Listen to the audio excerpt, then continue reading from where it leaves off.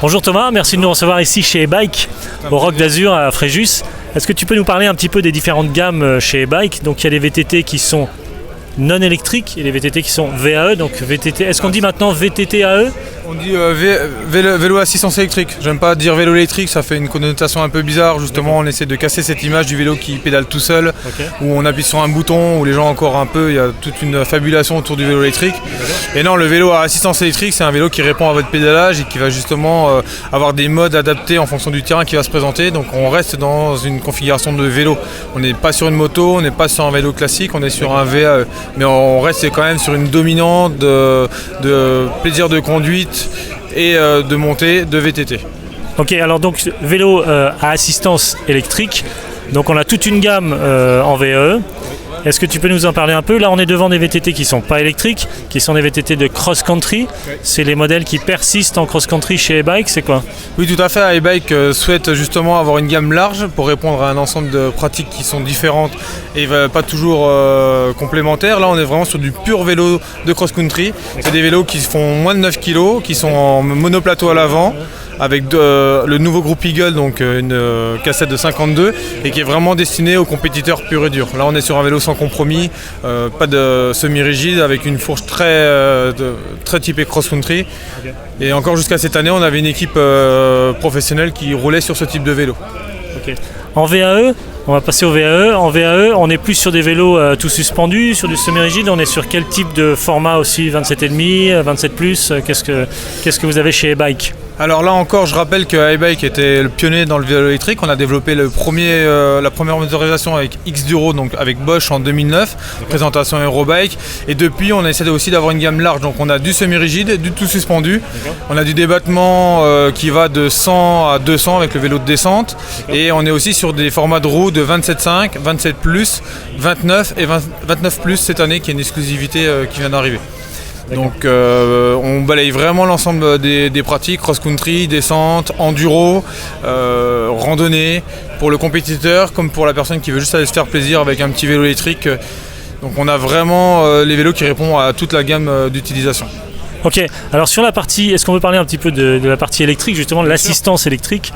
Donc qu'est-ce que vous avez vous, E-Bike? C'est-à-dire que vous avez c'est du Bosch qui est monté, quelles sont les autonomies, comment ça fonctionne, est-ce que c'est débrayable, ça l'est pas, qu'est-ce que tu peux me dire à ce sujet? Donc déjà on travaille avec les deux plus grands motoristes mondiaux qui sont Yamaha et Bosch, donc c'est deux systèmes équivalents, chacun a ses caractéristiques propres, mais c'est des systèmes qui restent quand même similaires.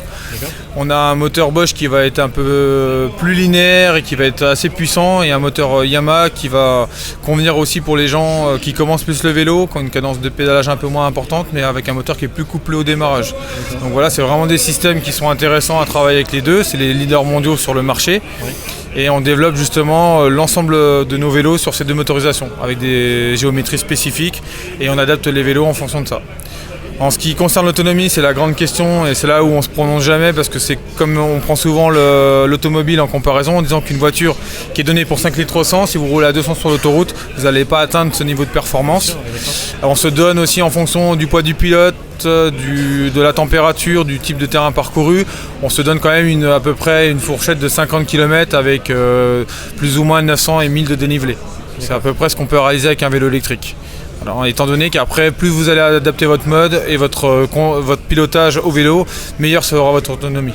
On a des clients qui arrivent à monter jusqu'à 70 km avec un vélo et à faire plus de 1000 de dénivelé. Ok, alors en termes de recharge, donc c'est une batterie qu'on peut sortir du vélo, on la recharge à la maison, comment ça fonctionne? Donc l'avantage c'est que vous pouvez recharger directement sur le vélo grâce à votre rechargeur amovible. Vous pouvez enlever la batterie pour venir le recharger chez vous et stocker la batterie par exemple l'hiver. Si vous habitez quelque part dans des endroits un peu froids, montez la batterie pour qu'elle soit stockée dans une température ambiante par exemple. Donc on peut vraiment aussi venir avec deux batteries. Une batterie dans le dos, aller faire une randonnée. Une fois que la batterie est finie, on prend la clé, on enlève la batterie et on interchange pour aller encore plus loin. Ce qui permet vraiment d'ouvrir des portes, je dirais presque infinies, sur des sorties, quoi. Alors j'ai quelques questions, Thomas, tu sais que moi j'ai un site internet et j'ai une chaîne YouTube qui est beaucoup regardée, et il y a beaucoup d'internautes, c'est des passionnés de VTT qui me posent des questions, et évidemment ils me posent des questions par rapport au VAE et de la marque E-Bike. Donc on me parle de ce nouveau modèle All Mountain, donc il est bien là, il est juste derrière nous, All Mountain 5.0, pourquoi 5.0?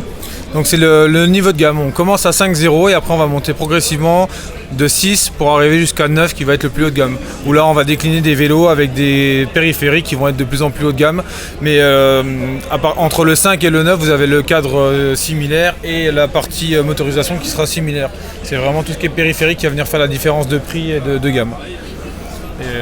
Voilà, vraiment le All Mountain c'est vraiment notre modèle un petit peu fort en VTT. 150 de débattement, on l'a en version plus et en version classique. C'est vraiment le vélo pour tout faire en vélo électrique. Il n'y a pas de problème, on peut l'emmener vraiment dans toutes les configurations de chemin, il saura répondre présent à chaque fois. Donc c'est le VTT passe-partout chez e-bike en VAE. Ok, donc en termes de réglage, on a ici un poste de pilotage avec des réglages, on a plusieurs vitesses, on peut contrôler son capteur de puissance. Comment ça fonctionne exactement? Donc en fait c'est le moteur, il va réagir en fonction de votre cadence de pédalage et de la force que vous allez apporter justement et du mode utilisé. Donc tous ces paramètres sont pris en compte par le moteur. On a une assistance qui peut monter jusqu'à 300% chez Bosch et 320% chez Yamaha, qui va vous permettre avec des modes définis qui sont Eco, Standard, Sport ou High, qui va vous permettre justement de donner la puissance adaptée au chemin qui va se présenter à vous. C'est-à-dire que ça ne sert pas non plus d'avoir un mode extra power quand vous arrivez sur du plat, et ce mode inversement sera beaucoup plus utilisé sur des grosses montées, des forts dénivelés. Donc en fonction de la puissance que vous allez apporter au pédalage, de la cadence que vous allez lui donner et du mode choisi, le moteur avec l'électronique s'adapte justement à tous ces paramètres-là pour donner vraiment la meilleure autonomie et le meilleur rendement moteur à ce niveau-là, à ce moment donné.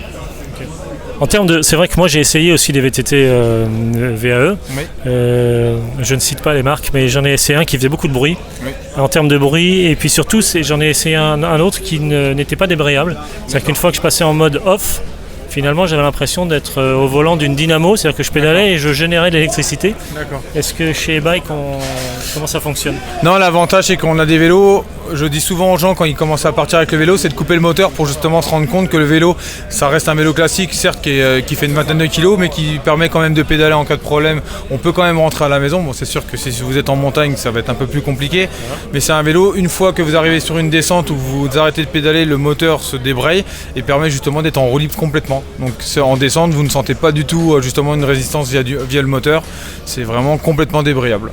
Okay, en termes de confort donc sonore, ça fait pas de bruit? Non, entre les deux motorisations, vous n'avez quasiment pas de différence. C'est un bruit qui est perceptible mais qui est vraiment infime par rapport à ce qui a pu être fait au début. Vous n'avez pas de gêne particulière lors du pédalage. Donc le display, la commande qui se trouve sur la potence ici, permet de voir quels paramètres en fait, quelles sont les performances. Alors, le display est vraiment l'ordinateur de bord du vélo qui va permettre de regrouper toutes les informations au même endroit dans le champ de vision. Là vous avez la vitesse, vous avez l'autonomie restante et vous pouvez jouer sur plusieurs modes pour avoir l'autonomie qui vous reste, les kilomètres parcourus, l'heure et le mode d'autonomie d'assistance choisi. Voilà, vous pouvez voir en un coup d'œil quel mode vous avez utilisé, la vitesse que vous faites et le pourcentage de batterie qui vous reste. Et tout ça est modulable grâce à cette petite télécommande qui est sur le côté qui permet facilement de passer d'un mode à l'autre, d'éteindre, couper le moteur. Voilà. Ok, merci beaucoup. Tu m'as parlé tout à l'heure d'un VTT de descente. Oui. Donc chez e-bike, il y a un VTT de descente VAE. Oui. Est-ce que tu peux me le montrer? Bien sûr, on a été les premiers justement à mettre un moteur électrique sur ce type de géométrie parce qu'on s'était dit qu'effectivement il fallait s'astreindre à la montagne de tout ce qui était remontée mécanique et on voulait aussi montrer le savoir-faire qu'on avait acquis avec le vélo électrique depuis le 2009 en montrant que sur un vélo de descente on arrivait à faire monter de façon plutôt cohérente et beaucoup de gens l'ont testé depuis maintenant 2 ans et on a des retours très positifs d'un vélo qui sait très bien descendre mais qui sait aussi monter. Donc je pense que c'est une performance, on a été les premiers à le faire et on est vraiment très fiers de ce vélo qui va se retrouver juste à côté. Donc voici ce fameux VTT de descente à VAE, donc c'est le Downhill 9.0. Voilà, donc le VTT assistance électrique Downhill 9.0 est vraiment un vélo de descente. On voit grâce à sa fourche double-T de descente débattement, on a un gros amortisseur RockShox Vivid à l'arrière, donc là on est vraiment sur un vélo qui est vraiment fait pour descendre, mais l'avantage c'est que là-dessus vous pouvez vous astreindre complètement de tout ce qui est remontée mécanique et aller chercher des descentes où vous ne sauriez pas forcément aller avant, étant donné le poids du vélo et sa maniabilité. Là ce vélo va vous permettre justement d'être autonome à ce niveau-là, donc de vous faire autant plaisir en montée qu'en descente. Voilà, sans compromis sur l'un ou l'autre. En termes de batterie, alors on a le même système Bosch avec la même batterie que pour les autres. On est dans un capteur de puissance débrayable, même process. Tout à fait, c'est une exclusivité avec Bosch. Donc ce vélo n'existe qu'avec une motorisation Bosch CX. Donc tout à fait la même chose, débrayable au bout de il se met en roue libre quand on ne pédale plus ou quand on est en descente. Il assiste justement jusqu'à 120 tours au niveau du pédalage et vous avez un moteur qui a un couple de 70 Nm, donc un moteur qui est assez puissant et une batterie de 500 Wh qui vous permet d'avoir une autonomie qui est quand même assez importante. C'est vrai que la puissance pour remonter en haut de la montagne avant de descendre, ça doit être assez important. C'est assez bluffant la première fois, d'ailleurs même quand on met le mode turbo, ça peut surprendre au début en se disant ouh là attention, on va peut-être baisser un peu le mode et on va aller justement chercher une meilleure motricité et puis essayer de passer un peu plus doucement, mais c'est impressionnant à essayer effectivement, oui. Ok. Merci beaucoup Thomas d'avoir répondu à mes questions ici au Roc d'Azur à Fréjus. J'étais donc avec Thomas chez e-bike. Merci Thomas, à bientôt. À bientôt. Merci.